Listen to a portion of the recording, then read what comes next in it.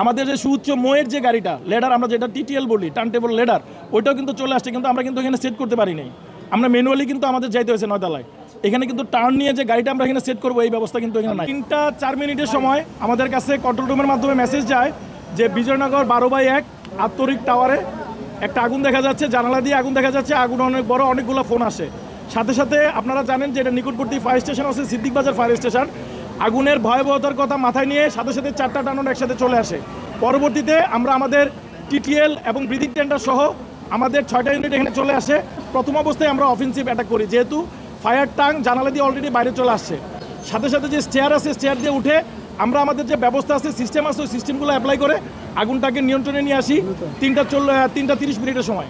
9 তলায় করঞ্চল 14-এর একটা অফিসের মধ্যে আমরা তালা ভেঙে ভিতরে ঢুকে দেখতে পারলাম যে আগুনটা অনেক বড়।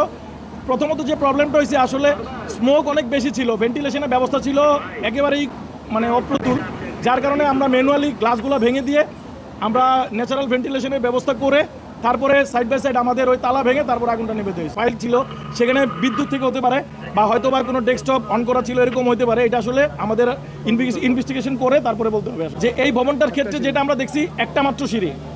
এইসব ক্ষেত্রে প্রবলেম হয় যেটা আমরা যেদিক দিয়ে ঢুকবো সেদিক দিয়ে যদি স্মোক বেশি থাকে, সেক্ষেত্রে কিন্তু ওভারকাম করে ফায়ার ফাইটিং করাটা এটা ডিফিকাল্ট।